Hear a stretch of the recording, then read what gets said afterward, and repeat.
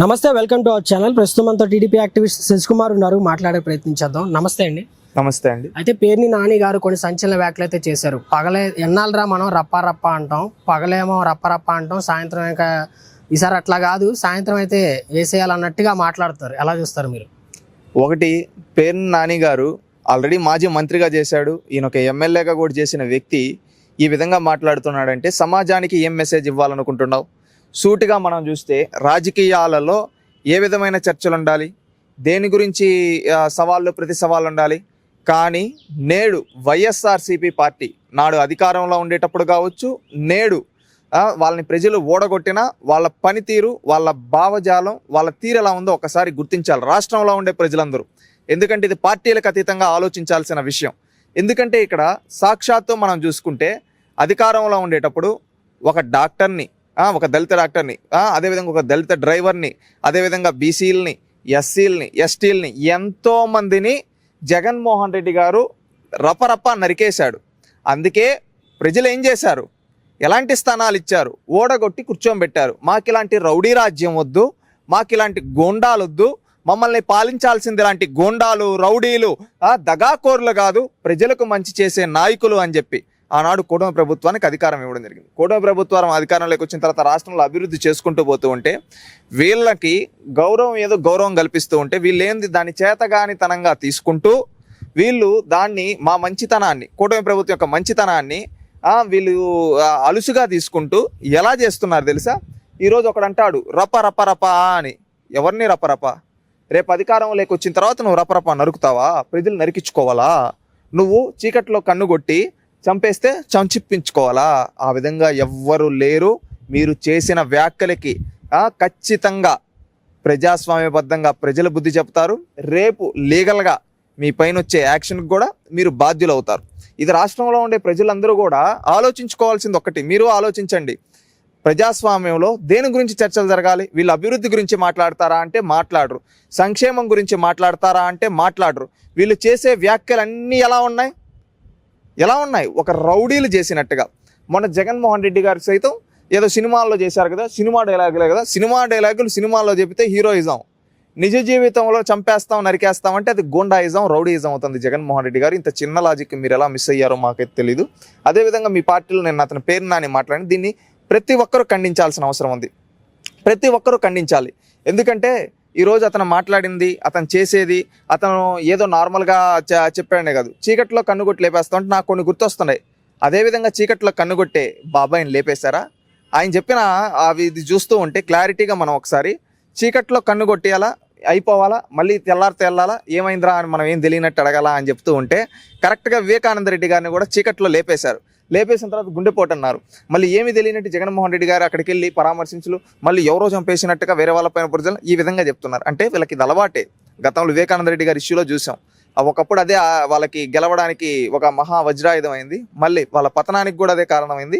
ఈరోజు మళ్ళీ అదే విధంగా చేస్తామని చెప్తున్నారంటే వీళ్ళ రాజకీయాలు ఎలా ఉన్నాయో అర్థం చేసుకోవచ్చు. ఇలాంటి వాళ్ళు రాజకీయాల్లో ఉండడానికి అర్హత లేదు. ఇలాంటి వాళ్ళ రాజకీయాలుగా మనం తరిగి కొడితేనే మన రాష్ట్రం బాగుపడుతుందని నేను భావిస్తున్నాను. అయితే అంబటి రాంబాబు గారు కూడా ఎస్పీలు డిఎస్పీల మీద ఎట్లా పడితే అట్లా మాట్లాడుతూ మనం చూసాం. సో ఆయన మాట్లాడిన విధాన్ని వ్యాఖ్యలు ఎలా చూస్తారు? అంబటి రాంబాబు మాట్లాడుతూ ఈయన ఏదో మేము 5 ఏళ్ళు అధికారంలో ఉన్నాం కదా, మేము 5 ఏళ్ళు అధికారంలో ఉన్న మా పైన ఎలా కేసులు పెడతారు, మమ్మల్ని ఏ విధంగా అరెస్ట్ చేస్తారు, ఈ విధంగా ఏదేదో మాట్లాడుతూ ఉన్నాడు. డిఎస్పీ అంతు చూస్తాం, ఎస్పీ అంతు చూస్తాం అని చెప్పి మాకు క్షమాపణ చెప్పాలి అని చెప్పి ఏదంటే అది మాట్లాడుతున్నాడు. అయ్యా అంబటి రాంబాబు గారు, మీరు మంత్రిగా చేశారు. అప్పుడెప్పుడో 1989లో ఒకసారి ఎమ్మెల్యేగా చేశారు. మళ్ళీ మొన్న గాల్లో ఇంకొకసారి ఎమ్మెల్యే అయ్యారు. కానీ అల్టిమేట్గా ప్రజాస్వామ్యంలో ప్రజలు ఇచ్చిన తీర్పు 2 సార్లు, అంటే మిమ్మల్ని 1989లో గెలిపిస్తే మళ్ళీ ఆ తర్వాత మిమ్మల్ని ఏ ఎన్నికల్లో గెలిపిలేదంటే మీరు ఎలాంటి వాళ్ళో అర్థం చేసుకోవచ్చు. లాస్ట్ టైం ఇంకా మీ వయసు అయిపోయిందనో ఇంకేదో ప్రజలు జాలి చూపించి గెలిపించారు. దాన్ని మీరు సద్వినియోగం చేసుకోలేదు, దుర్వినియోగం చేసుకోవాలి. అందుకని మళ్ళీ ప్రజాస్వామ్యబద్ధంగా ప్రజలు మిమ్మల్ని ఓడగొట్టారు. ఈ విధంగా చూసుకుంటే ఫైనల్గా ప్రజాస్వామ్యంలో మీరు 1989లో ఒకసారి, 2019లో ఒకసారి, అంటే మధ్యలో 30 ఏళ్ళు మీరు ఏమీ చేయాల. పూజకి పనికిరాని పువ్వులాగా మిమ్మల్ని పక్కన పెట్టారు. అవునా కాదా? ఇప్పుడు మీరు వచ్చి ఈ విధంగా 5 ఏళ్ళు అంటే 5 ఏళ్ళు నువ్వు ప్రజాస్వామ్యంలో ప్రజలు అనేవాళ్ళు అధికారం వాళ్ళకి ఎవరికి కావాలంటే వాళ్ళకి ఇస్తారు. ఆ విధంగా అధికారాన్ని ఇచ్చినప్పుడు వాళ్ళు ప్రజలకు మంచి చేయాలి. మీరు ప్రజలకు మంచి చేయకుండా రౌడీయిజాలు, గూండాయిజాలు ఎట్లా పడితే అట్లా చేశారు కాబట్టి ప్రజలు పక్కన కూర్చోబెట్టారు. ఈ రోజు మీరు తప్పులు చేసేసి మేము రాజకీయాల్లో ఉన్నాం, మేము ఎక్స్ మినిస్టర్ని, నేను ఎక్స్ ఎమ్మెల్యే నన్ను అరెస్ట్ చేయకూడదంటే ఎట్టూరుకుంటారు? నువ్వు చేసిన తప్పులకి నిన్ను ఈరోజు అరెస్ట్ చేస్తున్నారు. నువ్వు చేసిన పాపాలకి నిన్ను ఈరోజు నీ పైన కేసులు పడ్డాయి.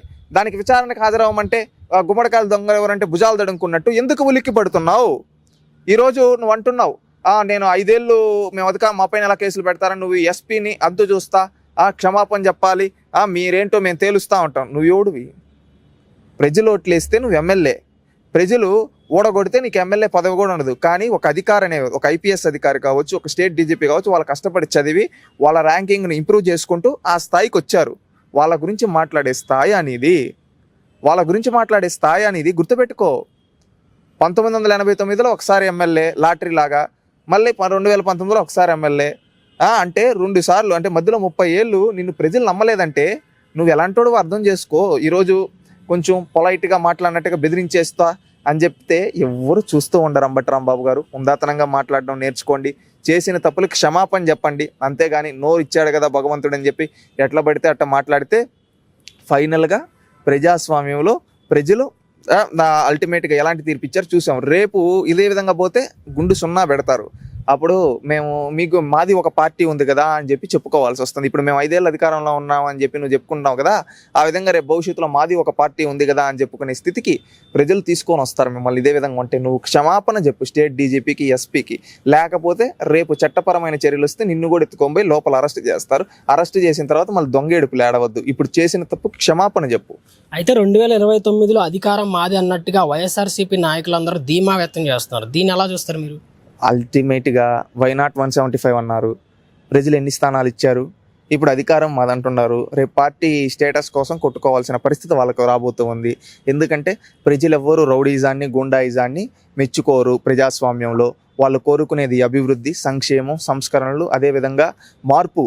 ఈరోజు ఆ విధంగా మార్పు కోరుకుని కూటమి ప్రభుత్వానికి ఓటేశారు. ఈరోజు చంద్రబాబు నాయుడు గారి నాయకత్వంలో అదేవిధంగా ఈరోజు రాష్ట్రం అంతా అభివృద్ధి కార్యక్రమాలు జరుగుతూ ఉన్నాయి, సంక్షేమ కార్యక్రమాలు జరుగుతున్నాయి, సంస్కరణలు జరుగుతున్నాయి. జగన్మోహన్ రెడ్డి తీసుకొని వచ్చిన చెత్త పాలసీలు 32 కొత్త పాలసీలు తీసుకొని వచ్చి రాష్ట్రాన్ని అభివృద్ధి బాటలో తీసుకొని వెళ్తూ ఉన్నారు. ఈరోజు ఎక్కడ చూసినా సంక్షేమం అనేది గతంలో కంటే ఏ ప్రభుత్వం ఇవ్వనట్టు, భారతదేశంలో ఏ ప్రభుత్వం ఇవ్వని విధంగా ఈరోజు ఆంధ్ర రాష్ట్రంలో సంక్షేమ ఫలాలు అందుతూ ఉన్నాయి. అదేవిధంగా అభివృద్ధి కార్యక్రమాలు, ఒక పక్క రాష్ట్ర రాజధాని నిర్మాణం, ఒక పక్క పోలవరం నిర్మాణం, ఒక పక్క ఇరిగేషన్ ప్రాజెక్టులు, ఒక పక్క పరిశ్రమలు తీసుకొని వస్తూ ఈరోజు రాష్ట్రం అంతా సస్యశ్యామలం అవుతూ ఉంది. ఈ గూండాలు, ఈ రౌడీలు ఏదో 2-3 వ్యాఖ్యలు చేస్తే ఎవరు పట్టించుకునే పరిస్థితుల్లో లేరు. ప్రజాస్వామ్యబద్ధంగా ప్రజలు బుద్ధి చెప్తారు, చట్ట ప్రకారంగా న్యాయ వ్యవస్థ బుద్ధి చెబుతుంది. ఫైనల్గా వీళ్ళని భూస్థాపితం చేస్తారు. రానున్న ఎన్నికల్లో 29లో అధికారం కాదు, వీళ్ళు భూస్థాపితం అవ్వకుండా కాపాడుకోమనండి. ఓకే అండి, thank you very much. Thank you.